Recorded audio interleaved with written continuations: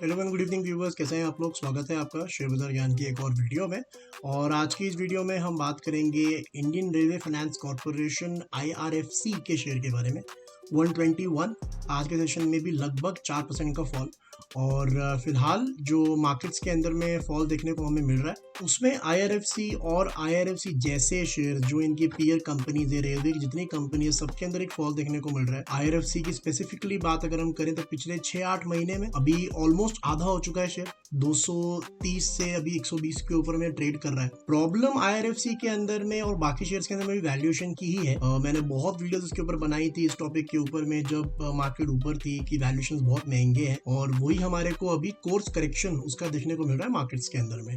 तो कितना और गिरेगा उसके बारे में हम बात करेंगे। चैनल पे आप नए हो तो चैनल को प्लीज सब्सक्राइब कीजिए ताकि रोज आने वाली वीडियोस आपको लगातार मिलती रहे। यहाँ पे कितना गिरेगा उसके अलावा एक बात और जाननी बहुत जरूरी है कि जिन लोगों ने ये पूरी रैली मिस करी from the levels of 20, 30, 40 rupees, जहां से भी आपने मिस कर दिया रैली, अब सही एंट्री पॉइंट क्या होगा ये भी एक बहुत इंपॉर्टेंट चीज हो जाएगी जब हम शेयर्स को डिस्कस करेंगे। सिर्फ इतना ही नहीं कि कहां जाके रुकावट होगी गिरावट की, लेकिन what is the correct entry point, that is also very important to notice. तो पहले तो बात करेंगे कितना और गिरेगा। तो देखिए यहाँ पे अगर आप नोटिस करोगे तो वीकली चार्ट्स के ऊपर जब हम देखते हैं तो you can see that it has broken a very good support. ये जो सपोर्ट था अक्टूबर का, that was around the levels of 130, 130 का सपोर्ट था, जहां से जनवरी में भी थोड़ा घूमा था, बट उसको सक्सेसफुली इसने ब्रीच कर दिया है अभी। और अभी हफ्ते का जो है एंड हो गया है और यहाँ पे इसने 120 की करीब क्लोजिंग दी है। तो पहली चीज तो ये है कि अब इसको ऊपर की तरफ में 130, 135 क्रॉस करने में थोड़ी सी दिक्कत होगी, और जो इसका एक्चुअल रेजिस्टेंस है वो 150 के करीब है अभी फिलहाल। नीचे की तरफ अब रास्ता खुल जाता है और नीचे की तरफ में जो अगला सपोर्ट आएगा IRFC में, दैट इज नॉट बिफोर 100। 100 से पहले कोई खास सपोर्ट है नहीं, और 100 भी एक सपोर्ट इसीलिए है बिकॉज यहाँ पे 100 एक साइकोलॉजिकल लेवल होता है, और कभी भी कोई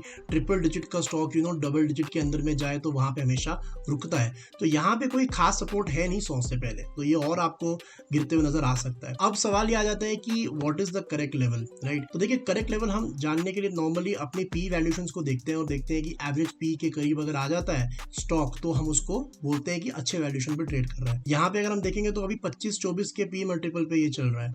नॉर्मली 10 साल का इसका एवरेज पी मल्टीपल 7 का रहता है, 7, राइट। लेकिन इसमें इशू एक है IRFC में कि आप इसको पी वैल्यूएशन पे जज नहीं कर सकते बिकॉज इसको 10 साल हुए ही नहीं है मार्केट के अंदर में आए हुए। अगर आप देखोगे तो इसका जो टोटल चार्ट है दैट इज फ्रॉम अराउंड 2021 फरवरी, तो 4 साल ही हुए हैं। तो हमारे पास में पी कंपैरिजन करने के लिए इनफ डेटा नहीं है, तो क्या करें। तो यहाँ पे एक तरीका और होता है कि अगर आप बुक वैल्यू को देखो, बुक वैल्यू अगर हम देखें तो भी 40 की बुक वैल्यू चल रही है, और फंडामेंटली ये माना जाता है कि अगर बुक वैल्यू के डबल भी आपको शेयर मिल जाए that is a good valuation. तो अगर हम बुक वैल्यू को डबल करते हैं तो लगभग 80 रुपए की एक वैल्यू निकल के आती है। So if it trades around 80, 90 और maybe even 100, that will not be an expensive buy in IRFC। और सस्ता मेरे तो ठीक है, 80 के करीब मिल जाए तो बहुत ही बढ़िया है, लेकिन 100 रुपए के करीब हल्का सा महंगा होगा, लेकिन 80 रुपए के करीब एक परफेक्ट एंट्री होगी अगर वहां पे आपको मिलता है, अभी नहीं तो 6 महीने बाद में। तो इन लेवल्स का आप ध्यान रखिए। और फिलहाल ऊपर की तरफ में जो मैंने रेंज बताया आपको 150 क्रॉस करना बड़ा मुश्किल है, इनफैक्ट 145 भी क्रॉस करना थोड़ा मुश्किल है। फिलहाल के लिए तो नीचे का ट्रेंड ही है,